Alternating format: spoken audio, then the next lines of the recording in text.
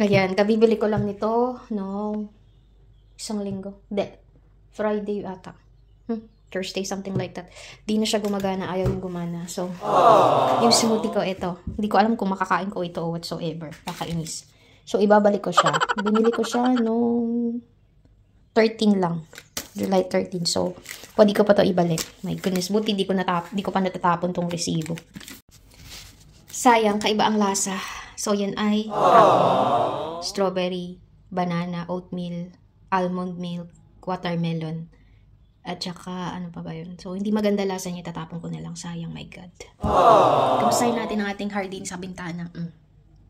Diba? Ito bago lang tong isang to, kahapon lang. Ito, pang 4th day niya na. Diba? Pang 4 na araw na. Sa bintana lang. So, ayun mga beshiwap, magtatanghalian na. Dumating yung kaibigan ng amo ko, dala yung gamot niya. Pinagkapi ko. Alam niyo yung bait niya, hinugasan niya. Hinugasan niya, inagkapihan nila. 85 years old na yun. Talo pa yung tatay ko pag nagkapi, iniiwan lang sa lamesa. Sabi ko ako na magugas kasi nagugas na ako kanina. Sabi niya, kaya naman daw niya. Ayun ho, maulan. So, hindi ako makakagala sa sentrum. Kala ko kasi mainit ngayon, hindi pala. Later. Ayun mga beshwap, at tayo magaluto na ng kinamatisang manok. Yan. So, may nagpupukpok na naman sa aming lababong duwende. Ciao. Siyempre, ayan, sibuyas, bawang, luya, kamatis, and chicken, salt, and pepper. Yun lang mga besh. So, umpisa na natin.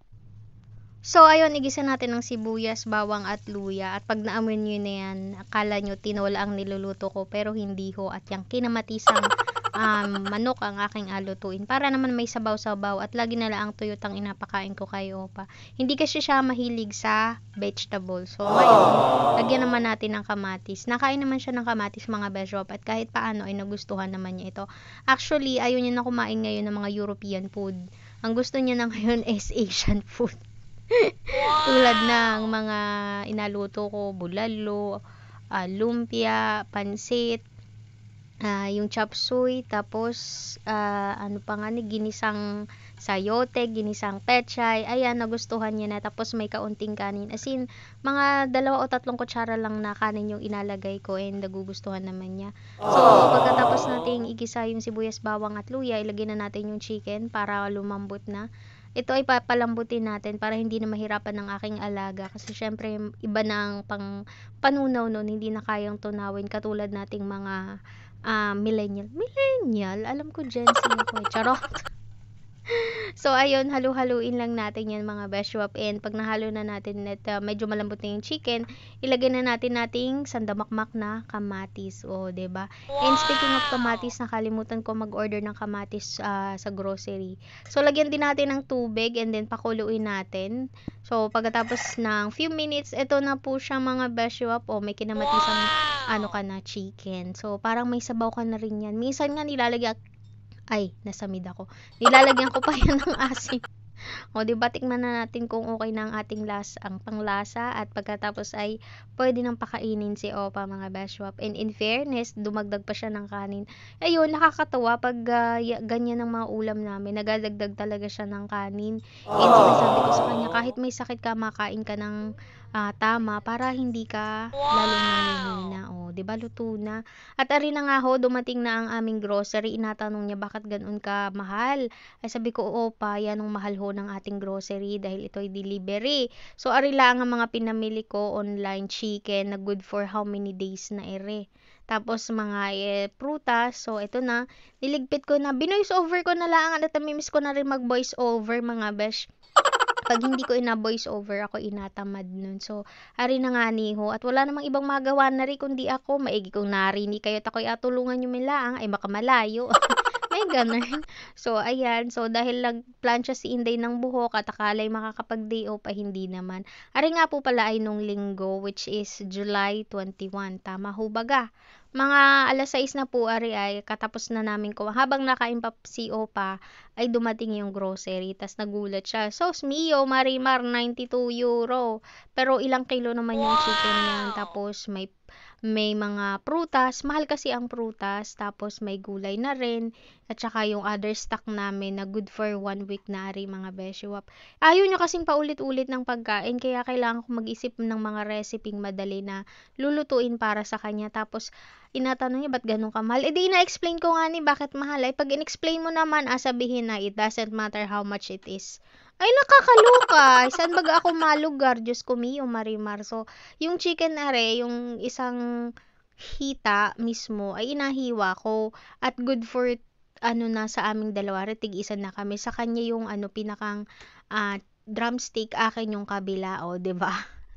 Ayaw niya kasi ng maraming chicken. So, mga Beshwap, maraming salamat sa walang sawang support. At so, bye-bye. Please do like and share naman po. At kung nagustuhan nyo na may pakishare, pakifollow ng aking page.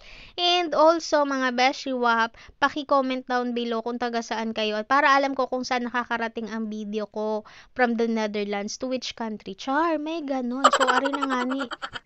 Pagkararami-raming chicken, may drumstick dyan, merong wings, and yun na nga ho. So, that's it for today's video mga Beshwap. Bye for now! The next day. Hello mga Beshwaps at kabayan! Welcome back to my kitchen series. Magluluto tayo ng chicken alfredo pasta. Ayan ang ating ingredients. Garlic, onion, slackroom, mushroom, pasta, chicken. Tapos yung kuya kong magulo at nanay ko. Mag-hi kayo sa vlog ko. Dali. Mag-hi kayo. Tinakpan mo.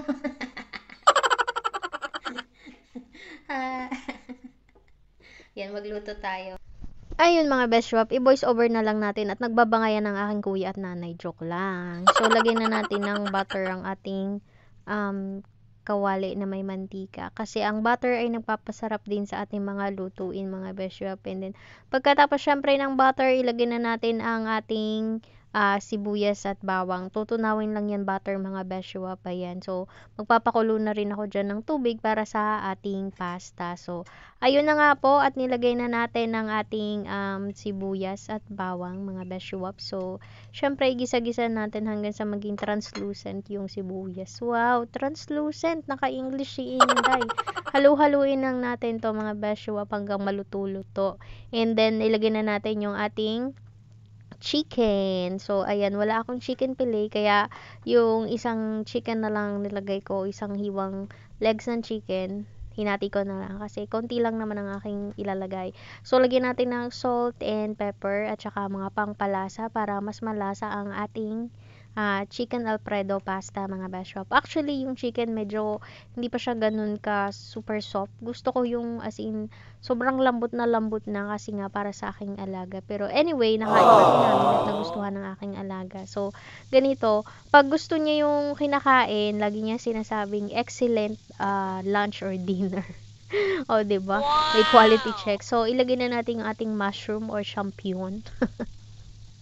Lutuin lang natin siya both, and dun sa kabilang kawali yung chicken skin ginawa kong chicharon, 'di ba?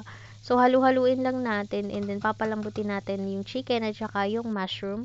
And then habang pinapalambot yun, nagluto na ako ng pasta.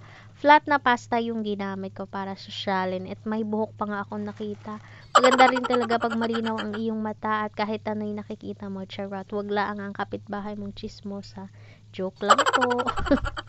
So, ayan, nilagay na natin yung all-purpose cream or slackroom na tinatawag din So, any all-purpose cream pwede po nating gamitin. So, yung ating mga ingredients is tansyameter lang. Kayo na ang bahalang tumansya kung matabang or medyo kulang ng pampalasa mga Beshwap. Importante yun kasi dun natin malalamang masarap ang ating pagkain. So, ilagay na natin yung parsley. Ayan, nasa mid na naman ako.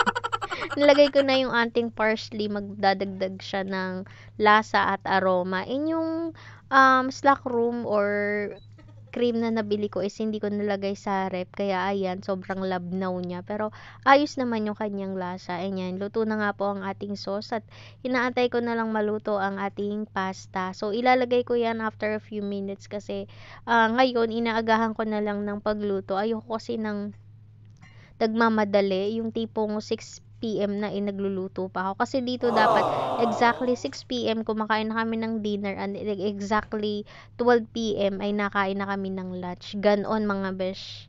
So, kung hindi ka mag-exact time, kailangan sabihin mo bakit. Military time din ni mga beshiwap. So, tinanggalan ko na ng tubig ang ating pasta at ilalagay na natin sa ating sauce mga beshiwaps. And ayun nga, sabi ko nga sa inyo, panalo. Dahil nagustuhan ni Opa, nagdagdag pa siya mga besh. So, yun, bihira na siya kumain ng mga Dutch food. Ewan ko lang during winter kung kakain pa siya ng mga Dutch food. Kasi mas gusto niya ngayon pag hindi pasta, ay pansit canton o kaya kanin na lang na may chicken ang kanyang kakainin. So, nilagay ko na yung remaining parsley pang garnish natin. Tsaka syempre para pangdagdag sa aroma at lasa ng ating chicken alfredo pasta. So, tas nilagyan ko yan ng cheese na, ang tawag doon, nakalimutan ko, basta nilagyan ko ng cheese yan, parmesan cheese. And ayun nga, medyo makulimlim for today's video mga beshwap. That was yesterday, Monday, July 22. So yun lang for today's video mga beshwap, and maraming salamat po sa walang sawang support. The next day. Hello mga beshwaps at kabayan! Happy Tuesday! So ngayon kita ay magaluto ng sopas dahil medyo malamig. Ayan ang ating sangkap. Sibuyas, bawang, carrots, and repolyo, at saka chicken, tapos macaroni, tapos gatas, tsaka salt and pepper. So, tara, umpisahan na natin mga besh. Since mainit na ang aking kawali. Ayun, syempre, igisa natin ng sibuyas at bawang. And nakalimutan ko pa dyan na maglagay ng butter. Arimhanan pa rin yung pangpadagdag ng lasa at pangpa-aroma. Charis, may ganun. So, pagkatapos nating igisa yung butter, yung sibuyas at bawang, ilagay na natin yung ating manok na hinimay natin ng maliliit para kunwari marami tayong chicken na lahok. Kasi ayaw naman niyo mas maraming chicken. So, lagyan natin salt and pepper, pangpalasa. And nilagyan ko pa yan ng chicken cubes para lalong sumarap. Konti lang yung niluto ko kasi pang lang namin talaga ni Opa, pang 2 serving lang. Pero, naparami din mga beshwap. And ganito pala yung inagawa ko pag nagaluto ko ng sopas. Inasama ko din sa pagisa yung pasta mismo para may lasa na yung pasta pag niluto natin. At saka mas madali siyang lumambot mga besh. I-try nyo yan. Mas madaling lalambot yung pasta. Tapos ayan, pag halo-halo or gisa ko niyan, nilagay ko na rin ang ating carrots kasi medyo matagal din siya maluto. And then pagkalagay natin ng carrots, haluin lang ulit natin. And of course, lagyan na natin ng sabaw. Lagyan natin ng tubig, 'di ba? Sabaw din ako mag voice over for today's video mga beshwap. Konti lang yung inilagay ko, tapos fresh water pa yung nilagay ko. Nakalimutan ko, meron nga ni pala akong pinagpakuluan or pinagpalambutan ng chicken, and later ilalagay ko din siya kasi napansin ko na kaunti lang yung sabaw niya. Di ba ang sopa sa Pilipinas is umaapaw sa sabaw? Lalo yung mga tinitinda sa karinderya. Ayan, nilagay ko na yung pakuluan ko nung chicken or pinagpalambutan ko. 'Di ba ganun sa mga karinderya tuwing umaga? Mas marami yung sabaw kaysa dun sa sahog na chicken, gulay, at saka yung macaroni itself. And hindi ko pala nilagyan niya ng hotdog kasi nga ayaw naman ni Opa ng hotdog. Tapos nilagay ko na ang ating gatas. Yun yung nilagay ko kasi wala naman akong ibang gatas dito Kaysa naman lagyan ko ng almond milk. Ano kayang lasa nun? Tapos tinikman ko na, and ay napakasarap na mga beshwap. So, ari na luto na ang ating macaroni. Nagluto kong macaroni kahapon at siyang medyo maulan, medyo malamig-lamig. Di tamang-tama sa weather. Tapos sinerve ko kay Opa. Sabi ko, alam mo ba Opa, ito ay niluluto tuwing tag-ulan sa amin sa Pilipinas. Paborito namin ito kapag tag-ulan. Sabi niya, special pala to. Sabi ko, oo, kasi special ka. Sus, binola pa si Opa. And ayun na nga, nagustuhan naman niya. And humingi pa siya ng kaunting dagdag mga besh. Kita nyo, konti lang yung sabaw niyan kasi si Opa, more on sabaw, pero hindi ko naman dapat damihin kasi dalawa nga lang kami mga beshwap. So, ari na nga honiho, luto na ang ating sopas at nilagay ko ng ating yung pinakahuli, repolyo mga beshwap. Tara ho at kita ay makakain, and that's it for today's video mga beshwap. Don't forget to like, share, and follow naman mga beshwaps. And yun lang. Later. Ayun ho mga Beshwaps, nakakain na kaming tanghalian at ninang dagdag si Opa. Diba? Ngayon, mag-uugas naman ako. The next day. Ayan, so hello mga Beshwap, for today's video, magluto tayo ng chop suey with repolyo. Wow! Or mushroom, carrots, bell pepper, and chicharo. So, hindi ako maglalagay ng meat kasi meron kaming chicken, niluluto ko na siya sa air fryer. So, ayun mga Beshwap, umpisahan na natin ang pagluluto at baka magutom na ang aking alaga, charot. So, igisa lang natin yung sibuyas at bawang. Bahala na kayo kung anong mauna kasi yung iba gusto ay sibuyas, ako ay bawang. So, bahala na kayo dyan kung anong gusto nyong mauna. Basta igisa ninyong mabuti ha. Tapos pagkaluto na yung ating sibuyas at bawang, ilagay na natin yung karne. Kung walang karne, katulad nito, ang nilagay ko ay kabute or mushroom. Maiba naman mga besh kasi nga ako ay nagluto ng chicken barbecue sa air fryer. Pagkatapos niyan, ilagay ko na ang aking carrots kasi yan ay medyo mas matagal lutuin kaysa sa ibang gulay. Tapos syempre halu-haluin, lagyan ng mga pampalasa, salt, pepper, at saka kaunting seasoning, and then lagyan natin ng toyo. Yung toyo pong nasa bote. At ayun na, parami na naman ang aking toyo. Sus mio marimar. Imbes na pangpakulay lang, ay sus, naging pangpalasa na siya. So, nilagyan ko na ng tubig at tinakpan para kumulo at maluto yung ating carrots at saka yung ating mushroom. Then, pagkatapos niya, nilagay ko na yung ating bell pepper na matamis. Matamis po yan actually. Tapos yung ating chicharo. Ano nga ang ibang tawag dyan? Snap peas o snow peas, something like that. Tapos ilagay natin huli yung ating repolyo mga besh. Kasi madali lang maluto yung tatlong yun mga besh. Tapos syempre, halu-haluin natin para mag-even siya and madaling maluto. Actually, masarap sa chop suey ang half cook, pero hindi ko gagawin yon dahil sa aking alaga dahil mahina na ang kanyang panunaw. So, dapat ang pinapakain sa kanya is malambot, as in, lutong-luto lahat mga besh. So, ayan, halu-haluin din natin hanggang sa puro halo. And takpan na natin para maluto ang ating mga gulay-gulay. And then, after a few minutes, ito na siya. Napakasarap mga Beshwap, as in. Nagustuhan ni Opa, pero mas nagustuhan niya yung chicken barbecue at gustong-gusto niya. Ganun siya, pag may nagustuhan niya siya, papaulit niya ng mga ilang beses. At pag naumay, ayaw na niya. And then, lagay na natin yung ating celery o yung tinunaw na gaw-gaw. Gaw-gaw ba yun? Ay, hindi. Cornstarch pala. Anong gaw-gaw? Cornstarch. Konti lang para pang palapot. Well, pwede nyo din actually lagyan ng evaporated milk kung gusto nyo. Last time nilagyan ko, pero kasi since naparami yung toyo ko, hindi ko nilagyan kasi mag-iiba ang lasa. And while niluluto pa natin ang ating gulay is ito, i-prepare na natin yung fresh fruits na dessert ni Opa. Yan yung binibigay ko sa kanya after meal. So, tinanggal ko yung buto kasi sabi ng inay, ipunin ko daw yung buto mga Beshwaps. Kaya yun, sinunod ko naman si inay. Masunuring bata ako. Charis. So, ayan, habang ako ay tinatanggal to at piniprepare yung fruits ni Opa, nagkukwento ako dito pero minute ka na lang. Alam nyo ba, dapat ang course ko nung college ay HRM. Gusto ko kasi yun, yung magluluto, yung mag-hotel. Pero kasi, sa PUP ay hindi ako umabot sa enrollment. Late na ako nakapag-enroll and then at the same time, nagkulang ako sa height kasi may height requirement yun mga besh. Bakit ganon may height requirement?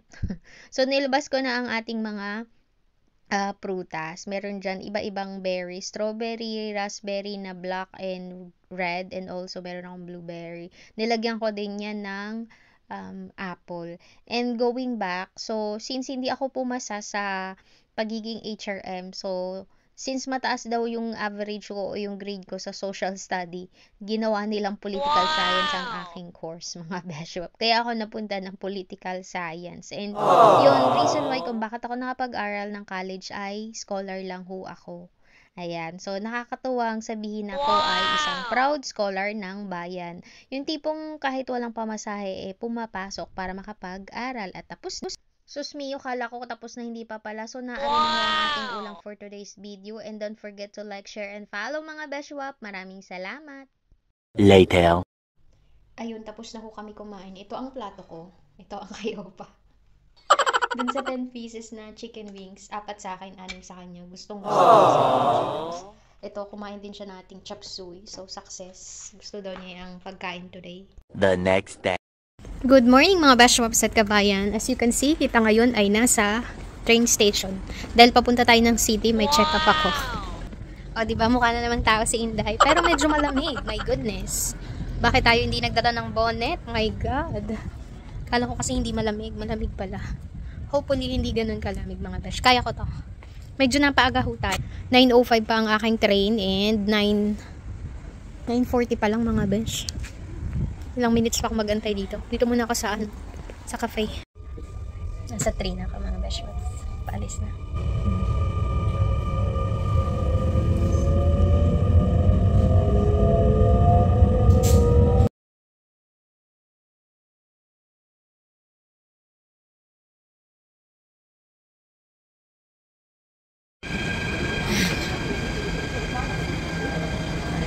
Dito na ako sa kabila, magta-transfer na ako. 7 minutes pa, ayan. Ba't di makita? Ang galing. 7 minutes. Galing ako dun sa kabila. Ayan. Ay.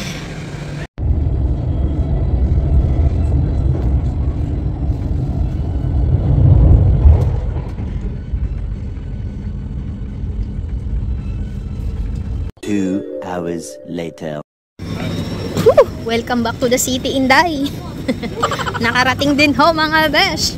So bibili ako ng bulaklak para sa amo ko kasi dadalawin ko yung aso. And magpapaload muna ako ng train card. Bibili ako ng bulaklak doon kasi doon sa una hindi pwedeng cash. So tatry ko dito baka pwedeng cash. Yan o. Diyan tayo bibili mga besh. Nakabili na ako ng bulaklak mga besh po. Ganda.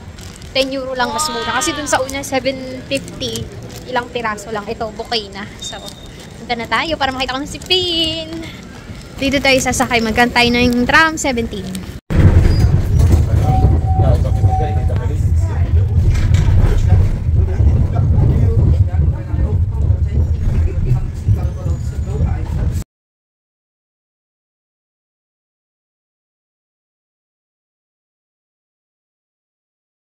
A few moments later.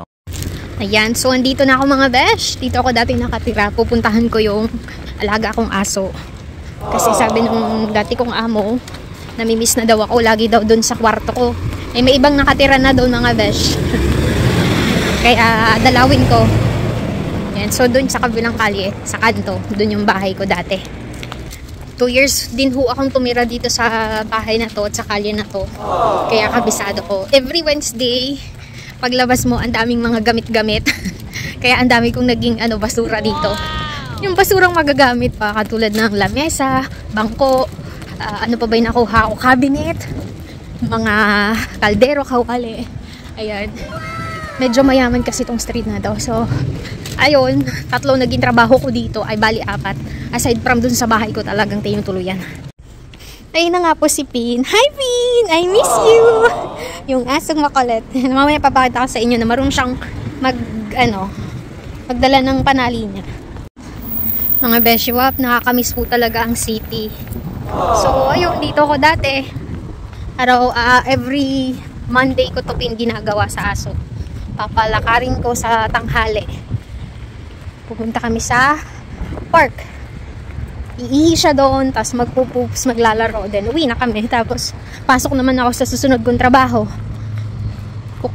Susunduin ko yung 2 bata doon sa school. Kasi yung 2 batang kapitbahay namin sinusundo ko sa school. So ganun yung mga trabaho ko dito. Taga-alaga ng bata, taga-linis, taga-lakad ng aso. Ayan, ang aking aso. At ito'y napakatalino, kala nyo baga. Sobrang talino, pakita ko sa inyo mamaya. Ayan siya, kumakain ng dahong-dahon. Damo-damo. Favorite spot namin to eh. Tingnan nyo naman. Yan, tatakbo na siya dyan. Kung may kalaro siya, edi maganda. Dun sa side na yon may mga trabaho din ako dati.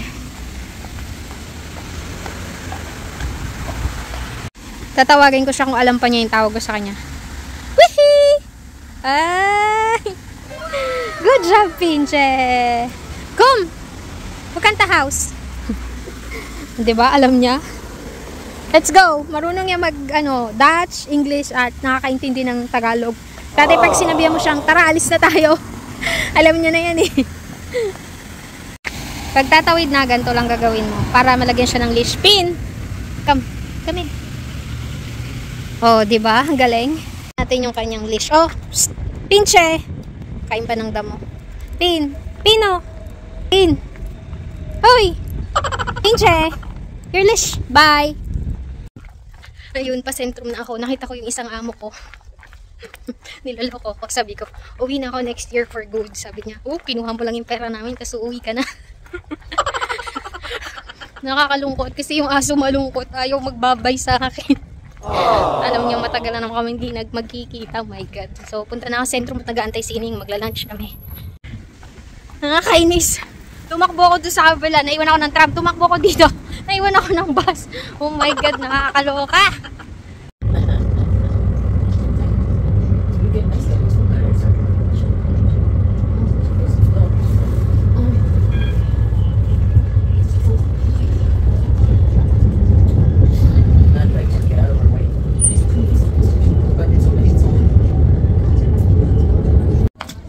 Tapos na ang aking check-up mga beshwap at nakapag-shopping na ng t-shirt. Sunduin na natin si Ining. Dito ako sa loob ng Primark. Ang ganda oh.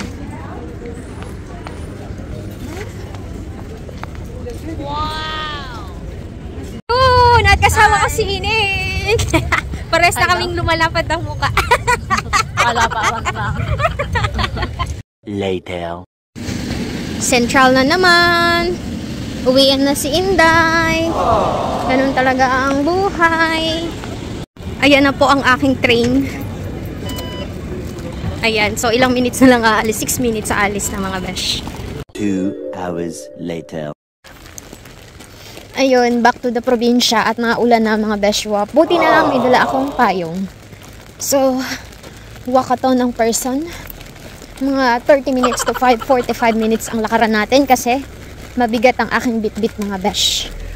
So, that's it for today's video mga beshwap. And don't forget to like, share, and follow. Maraming salamat po. Bye for now. Kita nyo ba yan mga beshwaps? Walang katao-tao. Ako lang. Alas 7 na po. 7:20 to be exact. Maliwanag pa naman. Mukha lang madilim kasi dito ako sa kakahuyan. Pero malapit-lapit na ako. Kahit anong suot kong sapatos o sandals, hinalaktos ang aking mga paa dahil sa layo ng aking inalakad pa uwi. Kanina, hinatid ako nung kaibigan ni Opa sa train station. Pero kasi ngayon, wala, lakad ako. Kaya ito, sakit na ng paa ko mga besh. My God.